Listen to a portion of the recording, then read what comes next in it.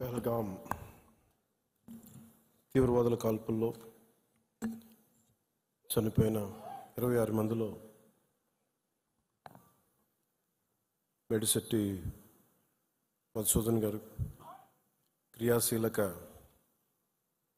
జనసేన క్రియాశీలక సభ్యులు. ఆయన కూడా దీంట్లో బలయ్యారు.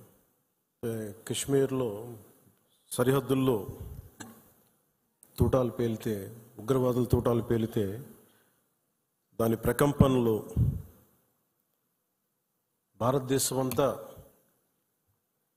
ఎలా పాకిందో మనందరం చూస్తున్నాం. అది మన పార్టీ, మన జన సైనికుని కూడా చంపేస్తున్నది ఆ ఉగ్రవాదం.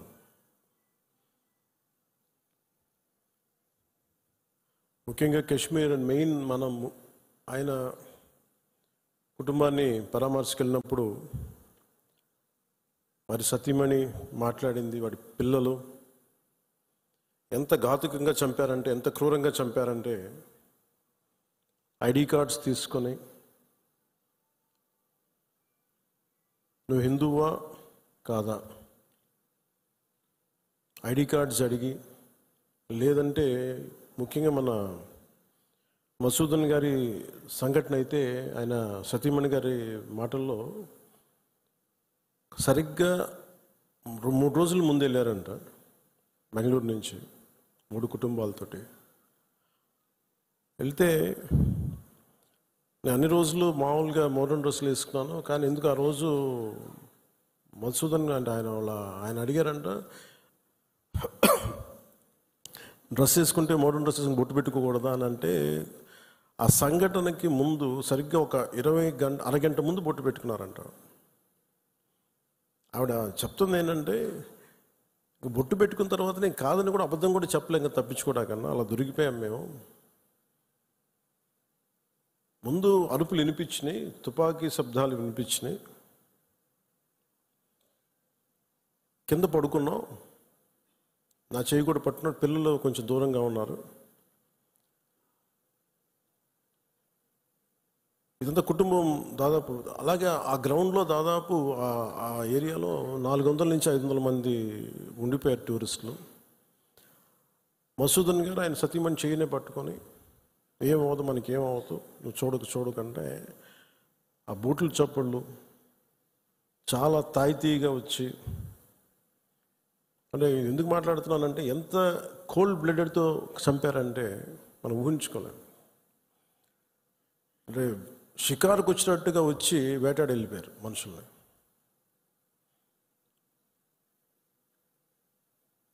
మనకి ఏమవ్వదు అని అలా అంటుంటే బూట్ల శబ్దాలు ఆగినాయి. ఆవిడకి తెలిసిందల్లా తుపాకీ శబ్దాలు వినిపించినాయి. కళ్ళు తెరిచి చూస్తే మొత్తం ముఖం మీద మొత్తం రక్తం ఉండిపోయింది, భర్త తాలూకు రక్తం. ఎంత క్రూరంగా చంపారంటే, నేను వైజాగ్ కూడా వెళ్ళాను చంద్రమౌళి గారి ఇంటికి. ఎక్కడ తల ఉండాల్సిన చోట తల లేదు. 35 బుల్లెట్లు 40 బుల్లెట్లు దింపారు తలలో, ర్యాపిడ్ ఫైర్ తోటి, ఆటోమేటిక్ గన్స్ తోటి.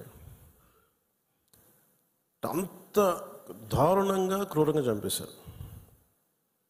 యుద్ధం ఎప్పుడు ఇంకొక ఆయుధం పట్టుకున్నవాడితో చేస్తాం, కానీ నిరాయుధులైన ఎంత నమ్మకం లేకపోతే కశ్మీర్కి వెళ్తారు. 22-23లో దాదాపు 2 కోట్ల మంది వెళ్ళొచ్చారు. అది ప్రెసిడెంట్ పాలన ఉన్నంతకాలం వచ్చారు. మొన్న పాలన మారగానే అప్పటికి చాలాసార్లు ఎన్నికలు ఇంకా సంసిద్ధంగా లేదు కశ్మీర్ అని చెప్పినా కానీ కొన్ని పరిస్థితుల వల్ల కుదరలేదు, రాజ్యాంగ పరిస్థితుల్లో ఇంకా ఉండదు అని చెప్పేసి మళ్ళీ ఎప్పుడైతే రాష్ట్ర చేతికి వెళ్ళిపోయిన పగ్గాలు, మళ్ళీ తీవ్రవాదులు విజృంభించి చాలా కోల్డ్ బ్లడెడ్గా చంపేశారు అందరిని. మీరు ఊహించుకోండి, మనందరం ఒక సాయంత్రం అంటే మనకి కశ్మీర్కి మనకి ఏంటి సంబంధం అనుకుంటాం. గ్లోబల్ విలేజ్ని మాట్లాడుతున్నాం, ప్రపంచాన్ని. అమెరికాలో చిన్నపాటి ఇన్సిడెంట్ జరిగితే దాని ప్రకంపనలు ఆంధ్రాలో కూడా ఉంటాయి. It's become a global village. అలాంటిది దేశం సరిహద్దులు ఏమి జరిగినా, దేశం లోపల ఏమి జరిగినా దాని ప్రకంపనలు మనకు కూడా తగిలి తీరుతాయి. మేబీ ఒక సగటు మనిషిగా బతికే మనకి అంత అవసరం లేకపోవచ్చేమో, కానీ మామూలు మనిషికి అవసరం లేకపోవచ్చేమో, కానీ being a political party, regional పార్టీకి మనకు ఎందుకు అనే ఒక మైండ్ సెట్ ఉంటుంది. మన సంబంధం నేను చెప్తున్నప్పుడు బిగినింగ్లో జాతీయ సమస్యల గురించి నేను మాట్లాడుతున్నప్పుడు చాలా హాస్యాస్పదంగా ఉండేవాళ్ళు అందరు నాతో. నీకు ఎందుకు ఇవన్నీ స్టేట్స్ విషయాలు చూసుకుంటే, state is a part of the country కదా, state is a part of the nation, how do we ignore? కానీ ఈ లిమిటెడ్, ఈ తక్కువ స్థాయి ఆలోచన విధానంతో మనం ఎప్పుడు బయట ఆలోచించాం, పరిధి దాటి ఆలోచించాం. సో ఎప్పుడు నేను ఆ దేశం కోసం ఎందుకు ఇంత తపన పడతానంటే, if borders are not secured, Kashmir భారతదేశం అదంచు దాడితే పాకిస్తాన్ వస్తుంది. ఆ హద్దులు బాగలేనప్పుడు దాని ప్రకంపనలు ఇక్కడ దాకా వస్తాయి. మియాన్మార్లో గొడవలు జరిగితే మనకి ఎందుకు అనుకోవడానికి లేదు. అక్కడి నుంచి రోహింగ్యాస్ వచ్చేసి ఇక్కడ మనకి ఆంధ్రాలో కూడా ఉంటారు చాలామంది. దాని ప్రకంపన దాని తాలూకు ఇంపాక్ట్ మనకి ఏముంటుంది అనుకుంటే, ఒక 10 సెంట్లు భూమి ఉంటేనే, రోజు 2 సెంట్లు భూమి ఉంటేనే మనం ఎంత తెలుస్తాం. అలాంటిది కంట్రీ సరిహద్దుల్ని మనం చూసుకోకపోతే నాయకులుగా వచ్చే ఉపద్రవాలు ఇలా ఉంటాయి. మన దేశం ఎప్పుడు కూడా చాలా మెత్తని దేశం. ఉగ్రవాదులకి ఎందుకు సమాధానం చెప్పలేం. మీరు నిజంగా ఆవిడ పడ్డ బాధ చూస్తే ఇంత కనికరం అవసరం లేదు ఉగ్రవాదుల మీద అనిపించింది. నిర్దాక్షిణ్యంగా తీసేయాలన్నా. ఆవిడ అన్న మాటలు, చంద్రమౌళి గారు మేము మన వైజాగ్లో కనుక, ఆయన retired employee, bank employee, retirement plan ఏం చేయాలో, పిల్లలు అమెరికా వెళ్ళిపోయి ఏం చేయాలో తెలియక ఆయన జస్ట్ ఒక 5 రోజుల కన్నా వెళ్తే ప్రాణాలు పోయినాయి. మీరు ఊహించుకోండి, మన సరదాగా చాట్ తిందామని చెప్పి హైదరాబాద్లో గోకుల్ చాట్కి వెళ్తే బాంబ్ బ్లాస్ట్ జరిగింది, ప్రాణాలు పోయినాయి. Simple chat. అలాగే పార్క్కి వెళ్దాం, లుంబిని పార్క్ వెళ్ళి కూర్చుందాం పిల్ల పాపలతో అంటే బాంబులు పేలినాయి. అంటే ఉగ్రవాదం తాలూకు పంజా అన్నిటి మీద ఉంటుంది. దీంట్లో దాదాపు 26 మంది చనిపోయారు. ఈ గుర్రాలని తీసుకెళ్ళి ఒక్కతను మటుకు ఒకే ఆయన ముస్లిం, మిగతా 25 మంది 25 మెంబర్స్ హిందూస్. అది కూడా ఆయన ఎదిరించాడు. గుర్రాలను తీసుకెళ్లే వ్యక్తి ఉగ్రవాదులు ఎదిరిస్తే ఆయన చంపేశారనేది వార్త. అంటే కశ్మీరు మనందరం ఒక అందమైన లొకేషన్ చూస్తే మేము చాలాసార్లు, అంటే నాకు ఎందుకు కశ్మీర్ అనేది ప్రత్యేకంగా నాకు తగులుతూ ఉంటుందంటే,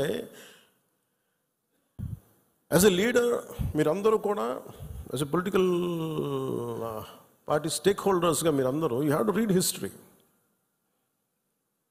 అంటే ఇవి భవిష్యత్తులో జరగకుండా ఉండాలి అంటే దాని తాలూకు కశ్మీర్లో తూటాలు పేలితే దాని ప్రకంపనలు ఇప్పుడు మన పార్టీ దాకా ఎలా వచ్చినాయో, ఇది దేశం అంతా ఇట్లాగే ఉంది పరిస్థితి. అంటే ఒక వాస్తవాన్ని వాస్తవంగా చెప్పడంలో తప్పే ఉంది అన్న. మన జర్నలిస్టులు కూడా మాట్లాడుతూ ఉంటే ఒక వర్గం మీద ఇంకో వర్గం అంటే మీరు ఎందుకు ఇంత లోపాయికారిగా మాట్లాడతారన్న. కర్ర సన్నాయి నొక్కులను ఎందుకు నొక్కుతారు మీరు? When you are targeted based on your religion, let us say it, చెప్దాం దాన్ని. అంత మాత్రాన ద్వేషమని కాదు, ఉగ్రవాదుల మీద కోపం అది. మన నాయకులు, ఇంతమంది ముస్లిం నాయకులు ఉన్నారు ఇక్కడ మనకి. ఈ రోజున మనం వివక్ష చూపించామా భారతదేశంలో? అన్ని వర్గాల మీద గొడవలు ఉంటాయి, చిన్న చితక గొడవలు లేకుండా ఎందుకుంటే ఒక ఇంట్లోనే గొడవలు ఉంటాయి. కానీ మన దేశం ఏర్పడిన విధానం మటుకు మన అందరూ అవగాహన చేసుకోవాలి. ఎందుకంటే ఎందుకు నేను 3 రోజులు సంతాప దినాలుగా ప్రకటించిన ఆ బాధ నాకు తెలుసు ఎలా ఉంటుందో. అప్పటికి మధుసూదన్ గారు చనిపోయిన సంగతి కూడా నాకు తెలియదు. ఎందుకంటే నేను 86 నుంచి 89 దాకా మన్నయ్య గారి చుని గారి సినిమాల్లో చాలాసార్లు మేము అక్కడికి వెళ్ళేవాళ్ళం. 3 to 4, 86 to 89.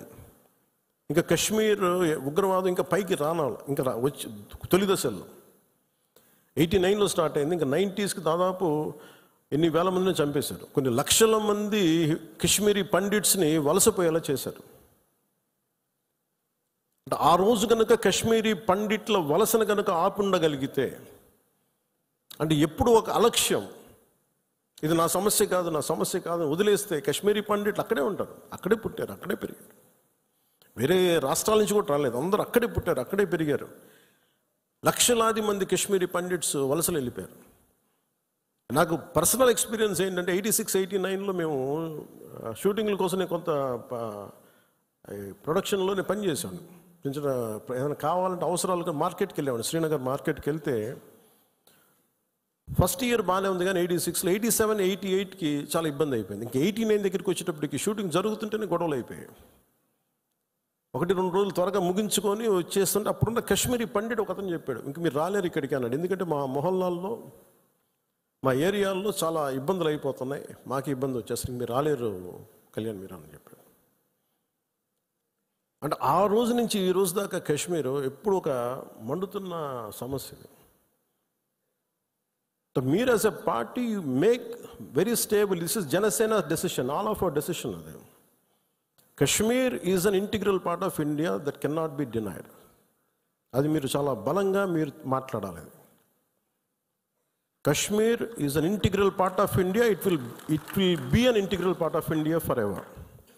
ఎందుకంటే ఎందుకు మాట్లాడుతున్నానంటే కశ్మీర్ పేరు కశ్యప మహర్షి మీద వచ్చింది. అమర్నాథ్ టెంపుల్ కానీ, ఇక్కడి నుంచి కేరళ నుంచి కశ్మీర్కి శంకరాచార్య మఠం కానీ, తర్వాత మతాలు మారుండొచ్చేమో ప్రజలు, కానీ అందుకని మీరు దీన్ని చాలా బలంగా నమ్మాలి. యాజ్ ఒక చిన్న గొడవ జరిగినప్పుడు అది మనకెందుకని అనుకోకండి. అందుకని దిస్ ఈజ్ జనసేన స్టాండ్. ఇది నేను బలంగా నమ్ముతాం, బలంగా ఆచరిస్తాం.